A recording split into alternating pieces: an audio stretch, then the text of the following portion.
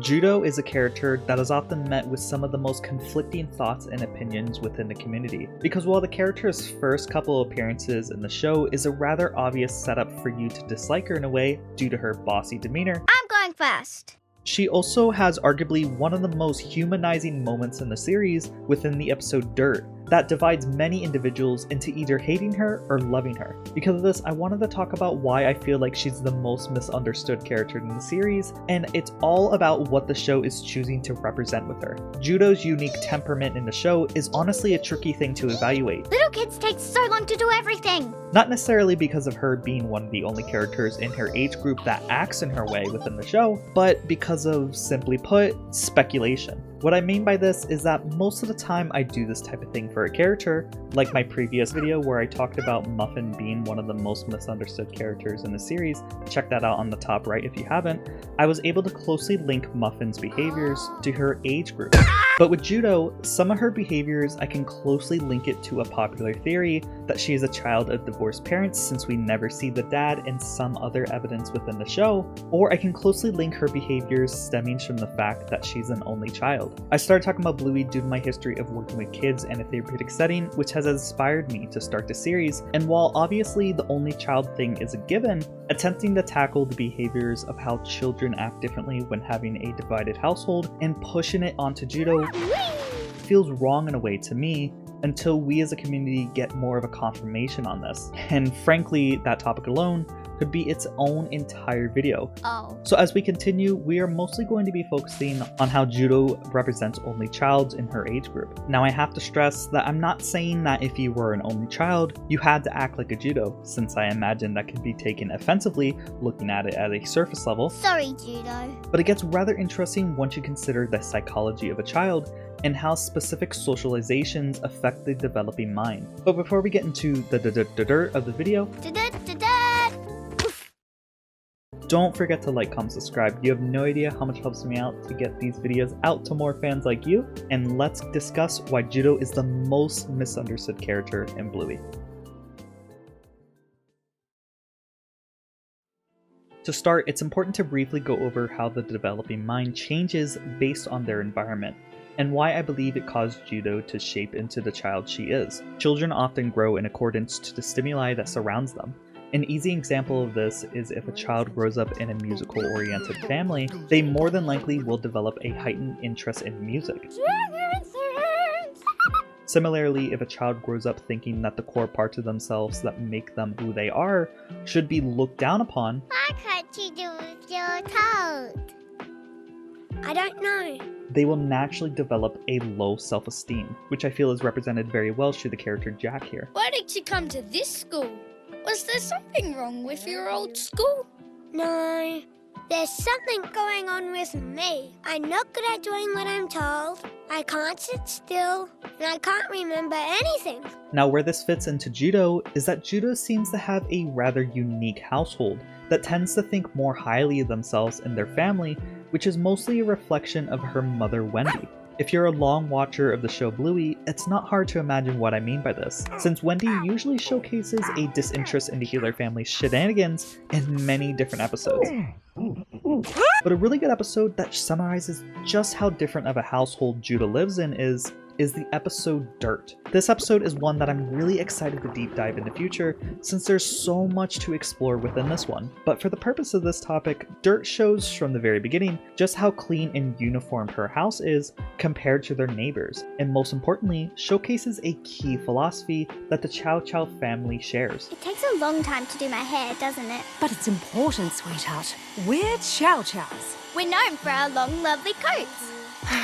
Sometimes I wish we weren't, though. The main thing I always focus on during this part is that Wendy says, "I wish we weren't." Of course, the reasoning for these specific words are to foreshadow the life lessons seen in the conclusion of the episode, which I'll get into later, but those words also serve to show the audience Wendy's ideology, that they seemingly have to withhold the high standard of their family, and instills this wisdom into Judo as well. Why can't you get dirty?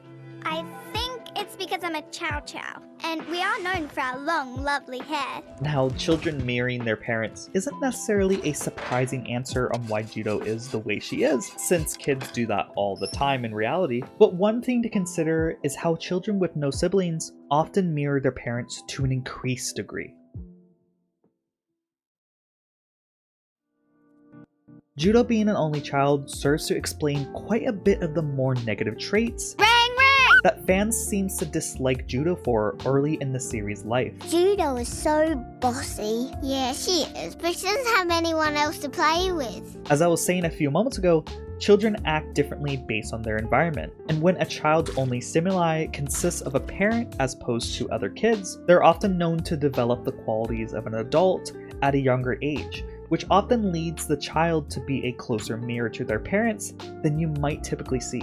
The mirroring for Judo even comes in the form of play, where when she plays phones with Bluey in the episode Butterfly, it sounds like an exact conversation she would have overheard her mother have on the phone as well. So then I went to the bakery to get some cream buns for Casper, but they ran out of cream buns. Could you believe it? I mean, are you trying to run a shop? And you can even hear her using more old metaphors like, I don't know what the world's coming to. I just don't know what the world's coming to. Okay. Which is normally not something children usually say. Ironically, because of this unique development, it's not uncommon to see only childs act quote-unquote more mature, but also have a less informed of social skills, since they have fewer opportunities to develop them, not being around peers their age. Well, you ran away from me, and you ignoring me. And also causing them to feel more comfortable around adults, as opposed to children, which is a core reason why I feel Judo seems to be so bold when speaking to kids her age or younger, often speaking her mind in a less than nice way to Pom Pom. You're too small to be the spider. No, I'm not. And most notably to Bingo in the episode Butterflies. My turn. You're too small to be a caterpillar. No, I'm not. In fact, Butterflies is the first appearance of the sassy Chow Chow within the show. I know that. Blue's my friend. And it's usually the hallmark examples individuals who hate the character the most point to on why she is so hateable. And, well, to be fair, she is rather dislikable in this episode. Sorry, Judo. But that's more or less the point for who she is meant to represent, as I'll explain briefly. Within this episode, Judo spends every chance she gets to isolate Bluey's little sister Bingo from the game they are playing. Quick, Bluey, run away! Or show some level of superiority to Bingo. Blue's my friend.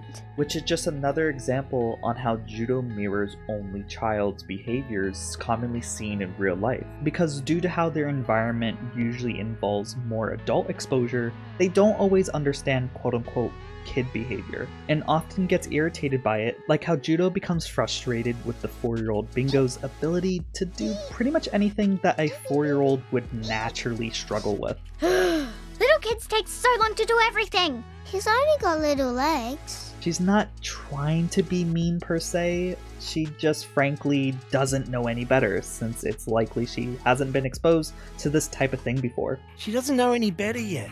We have to teach her. And when she does eventually get confronted on it in the same episode, Judo recognizes that she's been in the wrong and apologizes. I'm sorry too, Bingo. That's okay. Just don't do it again.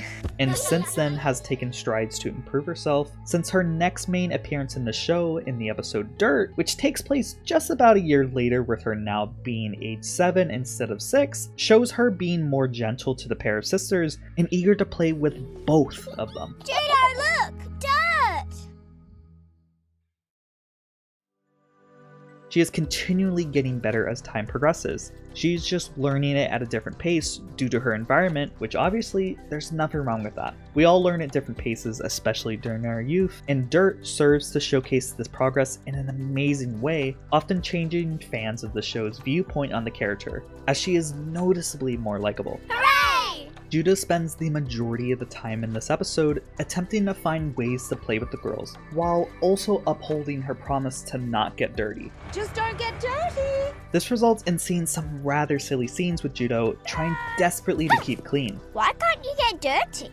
I think it's because I'm a Chow Chow, and we are known for our long, lovely hair. From having a almost full bodysuit of armor here, to having her friends and her struggle to carry her way to the top of the dirt pile in a cooking tray. Whee! Can we do it again? Oh, Judo, it's a bit hard to pull you up. Oh, okay. And one of my favorite examples is Bingo being a gremlin for a split second. Although all of this allows Judo to have a bit of fun, it doesn't quite compare to the full fun she would have had if she just allowed herself to get dirty. So she gives up on her pursuit and reluctantly starts walking home, before Bluey chimes in asking for Judo's mom's permission to play. Can Judo play in the dirt with us? And although it's difficult for Wendy to say yes, she knows just how much it means for Judo to play with her friends, so she makes an exception. But you said I can't get dirty. Yes, I did. But I want you to have fun, sweetie. But surprisingly, this happens. So Judo can play in the mud? Well, it's up to Judo. Judo?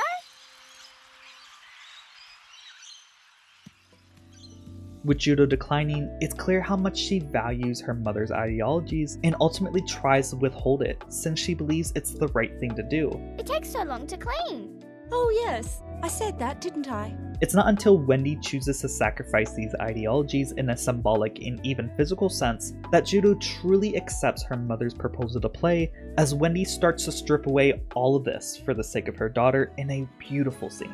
What are you doing? I'm going short. Check it out. Wendy's gone nuts. And finished. What do you think? I love it! And after seeing this incredibly bold move, Judo insists on her mother doing the same to her, since it's the last thing that was holding her back from having fun, since they used to hold their hair in such a high regard, allowing Judo to finally cut loose and have the fun she's been waiting to have the entire episode. Ooh, I like the new look. Thanks. What brought that on? Oh, you know, Mom, what's this? Woohoo! it was time for a change.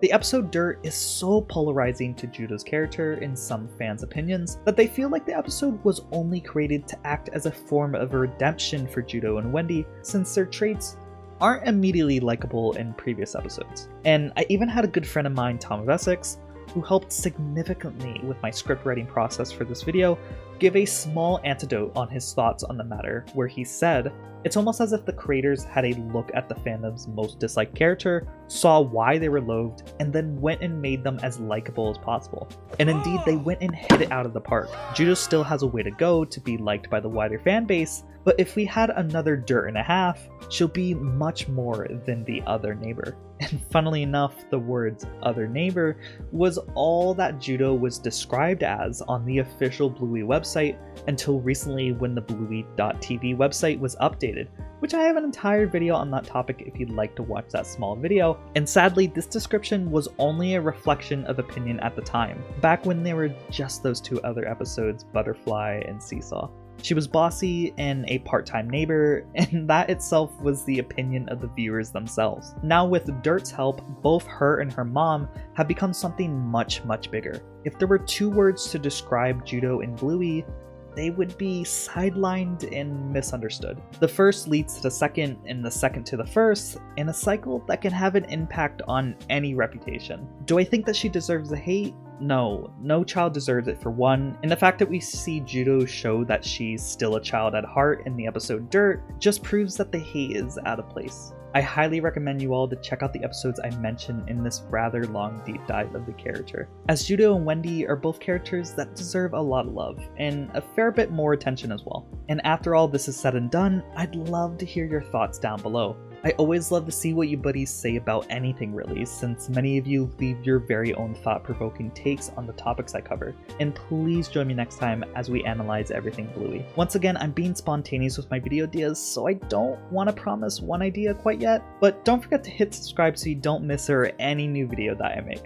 At this point, I just want to showcase some of the amazing fan art I was sent from the ever-talented artists in the community. All their handles will be on the bottom left as in tradition, with the first one being from Lumity. Now Lumity does an excellent job having a minimalistic art style while also keeping it within the blend and scope of the Bluey art style. And what I mean by this is all of their lines seem to be really clean and really confident. All of their lines have a really nice snug curve to them, and the expression is absolutely captured flawlessly since it's very smug. They did an excellent job, and I'm a bit tempted making it into my next logo on Twitter since it's a perfect circle as well. And this next one is by Charlie. Now Charlie has a ton of amazing art on their Tumblr, so I highly encourage you buddies to check it out down below. Since they draw a piece almost like 5 times a day, they just crank out these drawings like amazing, and they always come out really well. And as of course you can see on the screen, they always have a nice blend of color while having a really nice fun expression on them. And they are quite the comedic fellow,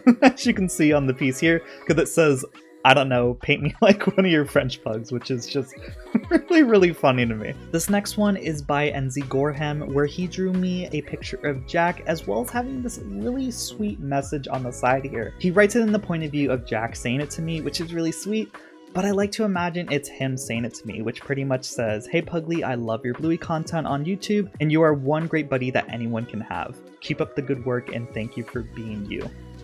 It's very sweet. Thank you so much for that one. And this final one is by the ever-talented Dreamy Pond. I showcase Dreamy Pond almost like every other video, but I have to say I'm still in love with their art style. They always have fun curves on every single piece. They mentioned that Jack was supposed to be featured in this piece, where I unfortunately am covering him on the scale here, where he's being outweighed by Bandit, as you can see on the screen. But although that element was removed, it's still a really fun piece, while having a Bluey YouTuber on the front here named Bentendo. Check them out if you haven't, since they make really fun Bluey videos. But I thought it was really sweet that Dreamy made an art piece that has me and Bentendo on the screen here, since I love that dude so much. It's just overall a very fun dynamic duo piece right there. I really appreciate all the talented artists that sent me their fan art. You have no idea how special it makes me feel whenever I see your amazing creations. And if you'd also like to send me some of your fan art, please send me a DM on my Twitter here. And a special thank you to everyone for supporting me on the daily, especially the members who support me as little as $5 rebucks a month to keep making these videos, which are Hogsmeade, Tasuga, Zach Stryker, Zachary Stromit, Smoky Blue, Tom of Essex, NZ Gorham, Snowy, Fluffpaws, Tyler's from Texas, and Bucktooth19. And if you'd also like to support me, consider becoming a member by clicking the link on the top right or in the comments description. And as always, don't forget to like, comment, subscribe, and I hope y'all have a great day. Bye-bye.